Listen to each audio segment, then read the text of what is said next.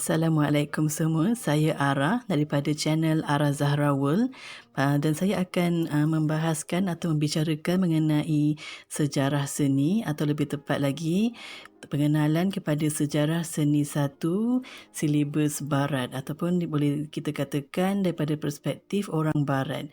Dan mengapa ada sejarah seni nombor 1? Kerana saya akan membicarakan topik-topik sejarah seni ini secara berperingkat, sejarah seni 1, 2 dan 3. Dan di dalam sejarah seni 1 ini kita akan pecahkan kepada 5 topik utama. Seperti yang anda semua lihat, slide persembahan ini dalam bahasa Inggeris sepenuhnya, tetapi saya akan membahaskan syarahan ini dalam bahasa Melayu dan cuba menjelaskan sebaik-baiknya terma-terma yang terdapat di dalam sejarah seni. Jadi anda boleh mengambil nota-nota dan dalam bahasa Inggeris dan anda juga boleh memahami perkembangannya dalam bahasa Melayu. Jadi anda lihat di sini kita ada 5 topik utama. Yang pertama ialah Tamadun Awal, yang kedua ialah Seni Purba, dan ketiga ialah Seni Medieval ataupun kita biasa panggil zaman pertengahan, dan terma yang paling popular pada zaman Renaissance dipanggil zaman kegelapan. Dan lepas itu kita ada zaman Renaissance dan pengakhiran kepada zaman seni Renaissance itu sendiri, iaitu Renaissance Akhir. Dan Renaissance Akhir ini terbahagi kepada subtopiknya yang tersendiri. Dan di dalam kelima-lima topik utama ini terdapat beberapa subtopik ataupun tajuk-tajuk kecil yang kita akan bahaskan satu persatu.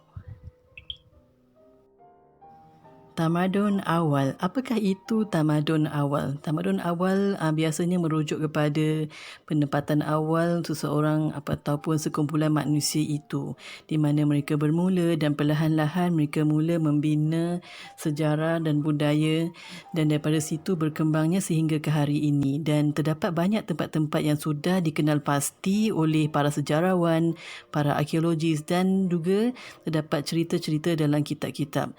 Dan kita akan fokus kepada 3 sahaja untuk topik pengenalan kepada sejarah seni ini. Sebenarnya ada beberapa tempat dan banyak lagi tempat yang boleh dikatakan sebagai tamadun awal manusia. Dan di sini kita ada nombor 1, prehistorical art. Ini apa yang barat katakan sebagai zaman di mana tulisan belum lagi wujud dan manusia ataupun kehidupan itu sangat mundur, dan segalanya sangat sukar untuk dikaji kerana tidak banyak peninggalan, dan apa yang ada ialah kebanyakannya ialah lukisan-lukisan gua dan peninggalan arca-arca kecil. Okay, nombor 2 kita ada Mesopotamia Art. Mesopotamia Art ini ialah tamadun awal di Timur Tengah, dan kita boleh lihat Mesopotamia ini pada zaman sekarang merangkumi negara seperti Iraq, Iran, Syria di daerah situ. Dan ketiga kita ada Egyptian Art, iaitu Mesir. Mesir ini terletak di benua Afrika. Ramai orang fikir Mesir ini terletak di benua Arab, tetapi sebenarnya Mesir ini terletak di Afrika, dan ianya sebenarnya berada hampir dengan Arab, di sempadan sahaja. Dan jika kita ingin membicarakan tentang tamadun awal manusia, terdapat beberapa tempat untuk anda baca dan kaji lebih lagi. Contohnya di pentas Sunda, di Asia Tenggara, dan di Afrika itu sendiri. Dan lagi kalau di China kita ada di Sungai Kuning, Yellow River. Kalau di benua India itu antara tamadun awalnya kita ada di Sungai Indus, penempatan seperti Mohenjo-daro, dan kita ada juga tamadun awal di Amerika Selatan, di Amerika, Kanada, dan juga banyak lagi tempat yang anda semua boleh kaji dan baca untuk menambahkan lagi pengetahuan anda. Tamadun purba, dan seperti saya sudah bicarakan sebelum ini, terdapat banyak sebenarnya tamadun-tamadun lain, tetapi di dalam topik kita akan membicarakan dua saja, iaitu yang pertama seni Greek ataupun Yunani, dan yang kedua ialah Roman, seni Rom. Dan kita boleh lihat pada waktu ini manusia sudah mula membina bangunan yang besar-besar. Mereka sudah mula memahami banyak kesenian, mereka sudah mula berbudaya, mereka sudah memahami apa itu nilai-nilai, dan kita boleh lihat seni-seni yang mereka hasilkan itu ialah cerminan kepada teknologi dan budaya mereka pada masa itu. Dan di sini kita boleh lihat garis masa 600 hingga kepada 300 BC. Apakah BC dan AD? Itu adalah terma-terma untuk menentukan tarikh sesuatu zaman itu. Nanti kita akan bicarakan lebih lanjut bagaimana untuk mengenali ataupun membaca bilakah sesuatu tamadun itu terjadi dan berapa lamakah ia. Medieval art ataupun seni pada zaman pertengahan ataupun lebih dikenali ketika zaman Renaissance sebagai zaman kegelapan. Sebenarnya ini tidaklah terlalu teruk seperti yang digambarkan ketika zaman Renaissance, bahawa zaman pertengahan ini penuh dengan kegelapan, penuh dengan penyiksaan, penuh dengan kesesatan. Tetapi kurangnya catatan-catatan yang dijumpai ketika zaman pertengahan ini mungkin disebabkan tidak meluas, ilmu itu tidak meluas pada zaman ini. Dan pada medieval art ini kita akan membicarakan 3 topik, iaitu Byzantine art, kita ada Romanesque art, seni Romanesque, dan nombor 3 kita ada Gothic. Kita akan bicarakan di dalam slide seterusnya. Apakah itu Byzantine art? Byzantine art ialah sama seperti Roman art, tetapi pada ketika ini orang-orang Rom sudah mula memeluk agama Kristian. Jadi mereka mula mengalami perubahan daripada segi nilai dan kebudayaan, dan mereka juga sudah menukar mereka punya pusat pemerintahan ke Konstantinopel pada waktu ini. Dan kita boleh lihat seni-seni mereka juga berubah sejajar dengan agama baru mereka. Dan undang-undang agama mereka juga banyak membentuk mereka. Dan selepas itu kita ada zaman kejatuhan Rom itu sendiri, zaman kejatuhan Byzantine, dan Eropah ditinggalkan dengan pemerintah masing-masing, dan mereka mencipta mereka melalui satu zaman yang dipanggil Romanesque art, iaitu zaman Rom. Tapi orang Rom sudah tidak ada pada ketika itu, tapi mereka mula mencipta seni dan arca-arca dan bangunan yang diinspirasikan daripada Rom sebelum ini. Jadi kita akan lihat apakah yang istimewa apabila kita bahaskan pasal Romanesque, apakah yang istimewa pada zaman Romanesque nanti. Masih lagi di dalam seni medieval atau zaman pertengahan, dan ini ialah Gothic art ataupun seni Gothic. Apakah itu Gothic art? Okey, sebelum ini kita sudah melihat Byzantine, seni Byzantine, dan kemudian diganti dengan Romanesque, dan Gothic ini ialah pengaruh daripada luar sebenarnya, luar daripada kawasan Eropah Tengah. Ia datang daripada utara, dan seperti yang selalu dibicarakan kedatangan orang-orang Viking. Jika anda biasa lihat BBC Channel, terdapat satu filem yang sangat menarik mengenai kedatangan Viking, dan itu adalah salah satu punca. Sebenarnya ketika zaman Rom lagi, mereka sudah mempunyai masalah dengan puak-puak Viking di utara ini, dan puak-puak Viking akhirnya berjaya menguasai kawasan-kawasan di Eropah. Dan ketika mereka mula menguasai kawasan-kawasan di Eropah, kita lihat mereka membawa satu seni yang baru, seni yang lain daripada budaya Rom, Byzantine ataupun apa yang ada pada Eropah Tengah pada waktu itu. Dan orang-orang di Eropah pada waktu itu, di Eropah Tengah dan Selatan, tidak sukakan gaya-gaya Gotik ini. Jadi kita boleh lihat banyak penulisan yang mengkritik gaya Gotik ini kepada kasar, gasar dan tidak berwibawa. Ianya mengambil masa beratus-ratus tahun untuk penduduk-penduduk di Eropah untuk menghargai seni gotik ini, iaitu pada kurun ke-19 barulah mereka mula menghargai mereka menghargai seni gotik ini. Sebab itu terjadinya apa yang kita panggil Gothic Revival ataupun kelahiran semula gaya gotik. Jadi kita akan lihat seni-seni gotik ini masih lagi mengekalkan biblical tema Kristian, kerana mereka orang Viking ini walaupun sebelum ini mereka merupakan bukan penganut Kristian, mereka menyembah dewa-dewa seperti Odin, dan setelah mereka mula menguasai Eropah, mereka menjadi Kristian, dan di sini mereka mencipta bangunan-bangunan yang menarik sekali dan lain daripada yang lain. Dan yang menariknya ianya dipengaruhi daripada Timur Tengah dengan pointed arch, dengan bucu-bucu tajamnya dan seni kaca yang sangat menarik. Seni Renaissance. Jadi kita boleh lihat banyak yang boleh dibahaskan dan banyak yang boleh bicarakan mengenai Renaissance itu sendiri, dan ia berlarutan selama beberapa ratus tahun.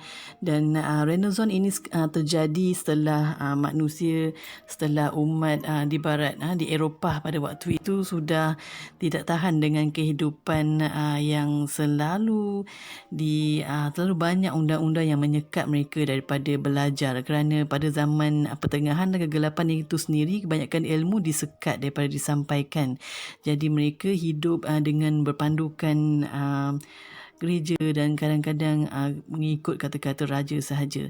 Tetapi pada waktu zaman kegelapan di Eropah, di tempat lain pada waktu itu, terutama sekali di Asia seperti China, India dan juga Asia Tenggara dan juga di Timur Tengah, mereka semua sedang mengalami zaman keemasan pada waktu itu, dan ilmu dan segala macam ciptaan sudah ada, dan orang Eropah sudah ketinggalan jauh pada waktu itu. Tetapi mereka pergi berdagang dan mereka dapat bertemu dengan orang-orang daripada Timur dan Timur Tengah dan juga Asia ini, dan mereka perlahan-lahan mengambil buku-buku dan ilmu-ilmu itu. Secara perlahan-lahan terjadilah cetusan itu Renaissance, dan di mana mereka sedar yang betapa pentingnya ilmu. Sebab itu kadang-kadang Renaissance ini juga dikatakan sebagai zaman cahaya, the age of enlightenment, di mana pengetahuan itu dikatakan cahaya kepada kehidupan. Okey, di dalam Renaissance ini kita akan lihat ada beberapa topik utama dan ianya merangkumi beberapa tempat. Dan Renaissance itu sendiri bermula di Itali. Tapi di zaman dulu jajahan Rom yang sudah terpecah-pecah itu tidak dikenali sebagai Itali. Inilah zaman sebelum penyatuan tanah-tanah itu sebagai satu negara. Okey, yang pertama kita ada zaman Renaissance awal. Renaissance awal kita boleh lihat bagaimana orang-orang di Itali mula bersemangat untuk mengenal siapa mereka. Sebab itu pentingnya kita kenal siapa nenek moyang kita, budaya kita. Kita perlu bangga. Dan dengan mengenal diri kita, dengan mengenal negara kita, kita akan ada jati diri yang kukuh. Dan itu yang terjadi kepada orang-orang Itali pada waktu Renaissance. Mereka mula mengkaji semula siapa mereka. Mereka mula mengkaji semua ilmu-ilmu yang mereka sudah tinggalkan, dan tercetuslah seni-seni yang diinspirasikan daripada tamadun-tamadun awal, iaitu nenek moyang mereka sendiri yang mereka pandang tinggi, iaitu Empire Kekaisaran Rom dan juga Greek. Selepas itu ianya sebenarnya mengambil masa yang agak lama untuk Renaissance itu sendiri tercetus. Sebenarnya sejak zaman Gotik lagi sudah ada bibit-bibit Renaissance itu sudah muncul, tapi ianya berlaku perlahan-lahan sehingga akhirnya tidak dapat terbendung lagi, dan Renaissance pun merangkumi, meliputi semua. Okey, dan kedua, selepas Renaissance mula mula diterima oleh semua. Kita ada zaman keemasan, kita panggil High Renaissance, zaman keemasan Renaissance. Pada ketika ini kita ada beberapa artis yang sangat popular. Kita ada Leonardo da Vinci, Michelangelo, Raphael, dan kita boleh tengok ada dua di sini, High Renaissance Florence dan High Renaissance Venice. Kerana Florence ini adalah tempat asal kebanyakan artis-artis yang terkenal pada ketika itu. Florence ini adalah nama salah satu daerah atau negeri di dalam Itali pada waktu kini. Dan kita ada Renaissance, zaman kegemilangan Renaissance di Venice. Venice ialah satu bandar pelabuhan pada ketika itu. Jadi tidak menghairankan orang-orang yang tinggal di Venice, mereka lebih banyak pendedahan dengan dunia luar, kerana kebanyakan pedagang di seluruh dunia mereka akan berhenti di Venice pada ketika itu. Dan sesiapa saja yang tinggal di Venice, mereka mendapat peluang untuk melihat dunia luar, untuk membeli barang-barang eksotik, dan itu membuatkan Renaissance itu lebih cepat dan senang diterima oleh orang-orang pada ketika itu. Dan cuba kita bayangkan Malaysia pada ketika ini, pada zaman ini, zaman kegemilangan Melaka, di mana semua kapal-kapal di dunia akan menggunakan laluan di pentas Sunda dan mereka akan berhenti di Melaka. Dan cuba bayangkan keadaan di Kota Melaka ketika itu. Betapa ilmu itu berada di mana-mana sahaja, betapa majunya tempat itu, kerana ia menjadi laluan utama, laluan sutera daripada timur dan ke barat. Okey, dan nombor 4 kita ada North European Renaissance, ataupun kita panggil Renaissance daripada Eropah Utara. Eropah Utara ni tidaklah saya maksudkan sebagai Sweden atau Finland, lebih kepada Amsterdam zaman sekarang ini, Flanders. Dan kita boleh tengok cara mereka dan Renaissance mereka agak lain. Seni mereka agak berlainan dengan seni-seni orang di Itali pada ketika itu. Walaupun mereka juga mengalami Renaissance, zaman Renaissance, tetapi seni mereka tidaklah seperti ataupun tidaklah 100% mengikut kepada orang Itali. Di sini kita boleh lihat karya-karya seni ini banyak dipengaruhi oleh latar belakang seseorang itu, di mana seseorang itu tinggal, di keadaan suhu, keadaan politik pada masa itu, dan kita boleh lihat perubahan-perubahan di dalam seni. Sebab itulah seni ini merupakan satu medium ataupun satu cara untuk manusia mencatatkan atau dokumentasikan apa yang terjadi, apa yang mereka rasa pada waktu itu. Late Renaissance Art, atau dikatakan sebagai zaman akhir untuk gaya Renaissance itu sendiri. Seperti yang kita tahu, apa-apa yang bermula pasti akan berakhir. Setelah hampir 200 tahun, umat-umat di Eropah bergelumang dengan gaya Renaissance yang sama, pemberontakan yang sama, gaya arca yang sama. Mereka mula berasa bosan dengan gaya Renaissance yang terlalu sempurna, yang mementingkan kesempurnaan, dan mereka cuba mencari gaya yang baru, gaya yang lebih bersensasi, gaya yang lebih ada provokasi, yang lebih mencabar minda. Jadi artis-artis pada ketika itu cuba mencipta sesuatu yang lebih menarik, sesuatu yang lebih mengejutkan. Jadi mereka mula bereksperimen dengan gerak badan yang berlainan, komposisi yang pelik, dengan ataupun menggunakan props yang berbeza daripada apa yang ada sebelumnya. Dan mereka juga mengubah anatomi figura pada waktu itu. Jika sebelumnya di dalam Renaissance, zaman keemasan Renaissance, mereka sangat mementingkan kesempurnaan di dalam figura, tapi pada waktu Renaissance akhir, mereka lebih sukakan sesuatu yang lebih stylized. Bila saya maksudkan stylized, maksudnya kadang-kadang mereka akan cuba memanjangkan bentuk badan, atau mereka sengaja membuat jari-jari figura itu lebih panjang supaya ia menjadi lebih menarik untuk dilihat. Dan kita panggil zaman perubahan daripada High Renaissance dan Late Renaissance itu sebagai mannerism. sebenarnya mannerism ini sudah mula dipraktikkan ketika zaman keemasan Renaissance, iaitu ketika zaman artis terkenal Michelangelo dan Raphael, dan secara perlahan-lahan ianya mula diterima ramai pada ketika itu. Itu sudah semestinya kerana fitrah seorang manusia, umat manusia itu sendiri, kita sukakan sesuatu yang baru. Kita sukakan sesuatu yang tidak ada, sesuatu yang mula mencabar minda kita. Dan daripada mannerism, kita sudah tercipta satu lagi gaya baru, iaitu barok. Barok, and then akhirnya kita ada rokoko. Apakah itu barok? Pada ketika zaman barok ini, artis-artis mula bermain dan bereksperimentasi dengan pencahayaan. Pada ketika ini kita dapat melihat pencahayaan yang sangat menarik sekali, dan kebiasaannya mereka akan mula mencari komposisi berbeza seperti masuk dalam bilik yang gelap dan mula mencari lilin ataupun tingkap. Dan apabila anda berada dalam persekitaran yang gelap dan terdapat sumber cahaya yang memancarkan kepada objek utama atau ke muka anda boleh lihat kontras daripada muka anda yang dipancar cahaya dengan background atau latar belakang anda yang gelap. Dan daripada situ kita boleh menambah aura misteri dan lebih bersensasi. Dan akhir sekali kita ada rokoko. Sebenarnya barok dan rokoko ini berlaku pada hampir pada waktu yang sama. Pada ketika ini kita boleh lihat para artis sudah mula memahami rentak dan dunia seni itu, di mana ia bukan satu yang kekal. Ianya boleh dirubah-ubah, dan satu artis boleh berkecimpung di dalam beberapa style, beberapa style art yang mereka mahukan, dan tidak hanya terhad kepada satu sahaja. Dan di dalam rokoko pada ketika ini, rokoko lebih dikenali di Perancis.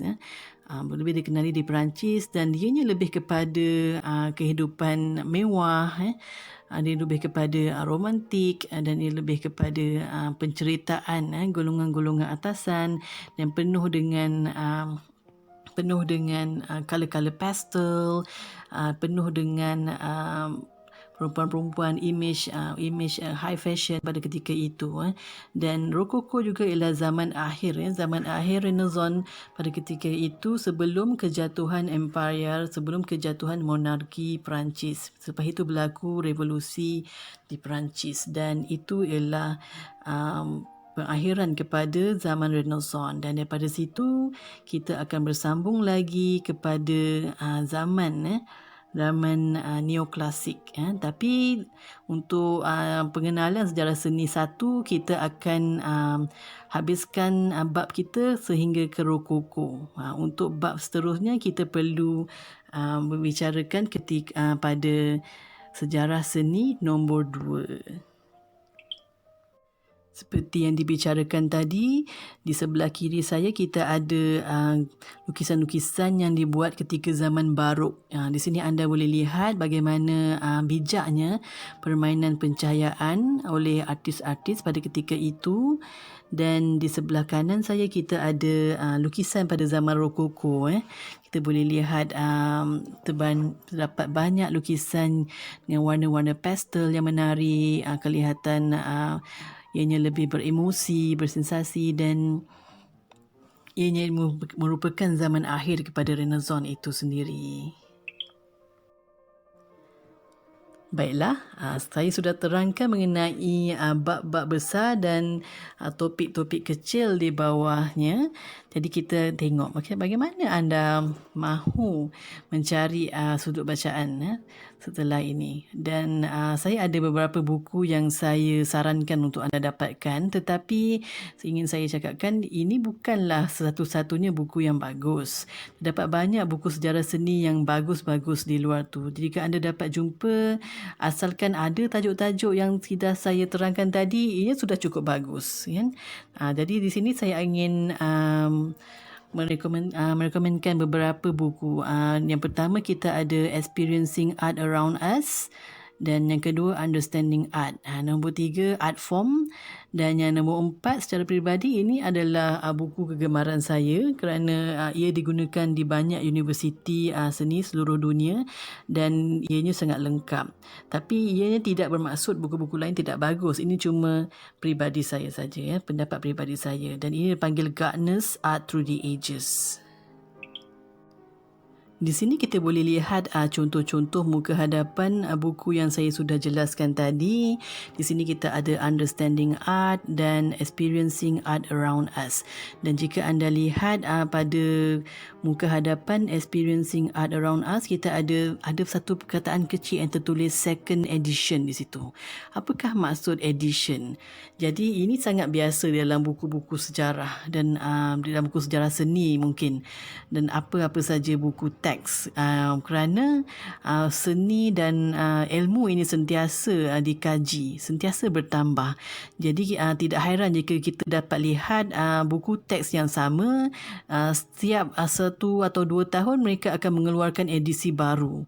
Dan mungkin ini ialah edisi kedua dan sekarang mungkin sudah ada edisi ke-10. Apakah perbezaan edisi-edisi ini? Adakah dengan munculnya edisi-edisi baru ini, edisi kedua yang kamu ada ini tidak boleh digunakan? Oh, tidak sama sekali sebenarnya. Apa yang bagus mengenai edisi terbaru itu, mungkin mereka ada menambahkan sedikit informasi yang baru, mungkin gambarnya lebih jelas, ada poin-poin yang lebih mudah difahami, dan pada pendapat saya lah secara peribadi, ia tidak akan memberi kesan yang banyak sangatlah terhadap pemahaman kamu dalam sejarah seni sebenarnya, dan ia sudah cukup bagus jika kamu dapatkan buku teks ini, sudah cukup bagus, tak kira apa edisinya, janji kamu sudah dapatkan bukunya. Di sini kita boleh lihat understanding art, ini adalah edisi baru. Edisi baru. Seperti yang saya jelaskan, tidak ada keperluan untuk kamu membeli setiap edisi. Mungkin jika kamu ingin mengajar sejarah seni, mungkin kamu mahu mendapatkan edisi yang terbaru. Tapi secara peribadi, pada pendapat saya, isi dalamnya tidak banyak sangat perubahan. Mungkin jika kamu sukakan kepada gambar-gambar yang lebih jelas, dengan penjelasan yang lebih detail, itu kamu boleh dapatkan. Dan di sebelah kanan saya ada Gardner's Art Through the Ages, dan di sini kita ada 13 edition, iaitu edisi ke-13, dan ketika slide yang ini dibuat, saya tidak pasti edisi keberapa sudah ada, mungkin edisi ke-20, edisi ke-20. Dan jika anda dapatkan Gardner's Art Through the Ages, edisi ke-13, tidak ada masalah. Dalam dia, isi kandungannya masih lagi bagus. Kerana bab-bab ataupun topik yang kita akan bincangkan di dalam sejarah seni 1 ini ialah antara tamadun dan bab-bab awal. Dan jika anda beli edisi yang terbaru buku-buku ini, kemungkinan besar dan kebiasaannya lah, bab-bab penambahan itu kebiasaannya kepada seni-seni moden. Sebab artis tidak pernah berhenti menghasilkan karya seni, dan setiap tahun, setiap 2-3 tahun pasti akan ada artis dengan karya-karya agungnya yang layak masuk ke dalam sejarah seni. Jadi itulah antara informasi ataupun maklumat-maklumat yang akan dicatatkan dan dimasukkan ke dalam buku-buku sejarah seni edisi baru. Tidak salah jika anda ingin membeli, dan jika anda tidak mahu membeli pun sudah okey sahaja.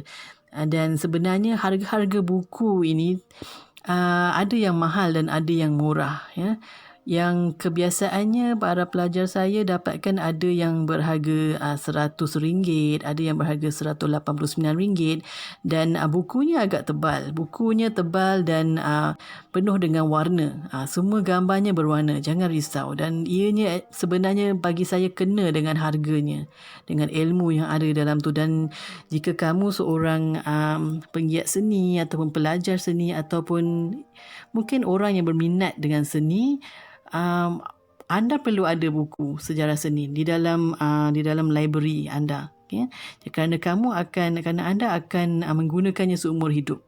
Yes, mungkin agak keterlaluan jika saya katakan begitu, tapi ya, setiap kali anda ingin mendesain, melukis sesuatu, kamu perlukan referensi. Kamu akan ada buku ini di rak anda. Mungkin kamu akan kata zaman sekarang segalanya mudah. Sudah ada internet, sudah ada PDF file. Tetapi pada saya sendiri, saya lebih suka jika saya ada buku bersama saya. Kerana saya ialah jenis orang yang tidak boleh berlama-lamaan di hadapan laptop ataupun handphone, kerana kita ingin membuat pembacaan yang serius, kita ingin membuat kajian. Jadi sebaik-baiknya anda ada buku, kerana anda juga perlu menjaga kesihatan mata anda agar anda tidak terlalu stres. Dan untuk seorang penggiat seni, mata itu sangat penting. Jadi jaga mata anda baik-baik.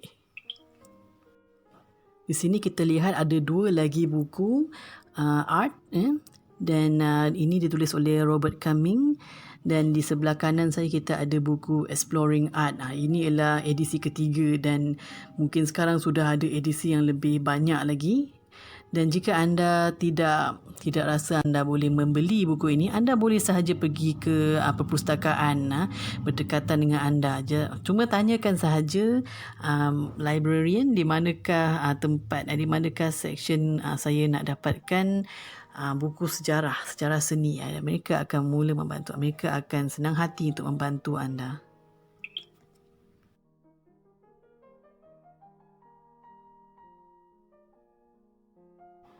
Baiklah, kita sudah sampai ke slide terakhir di dalam pengenalan kepada sejarah seni.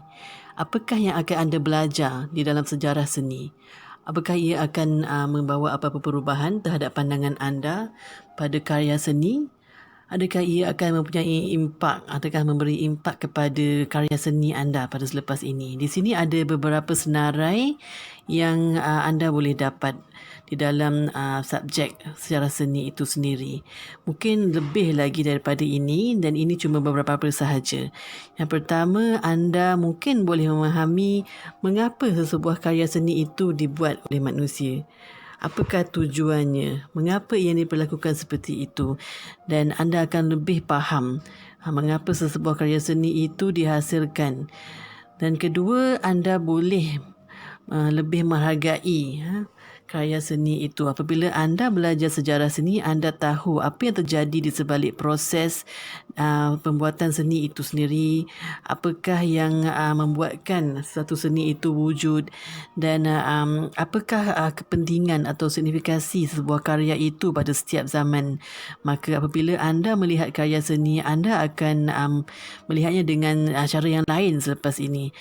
Dan penterjemahan karya seni mungkin tidak secepat itu, tapi setelah beberapa lama anda mempelajari sejarah seni, anda boleh sedikit demi sedikit menterjemahkan sesebuah karya itu, apa yang cuba disampaikan, berdasarkan kepada zamannya, penggunaan warnanya, komposisinya, subjek utamanya. Anda boleh memahami dan membaca sebuah karya itu. Dan penulisan seni, anda juga boleh menulis mengenai seni, mengkritik mengenai seni, memberikan pendapat anda berdasarkan pengalaman dan pengetahuan anda dalam sejarah seni itu sendiri. Dan kita ada organisation, iaitu pengkelasan, pengklasifikasian.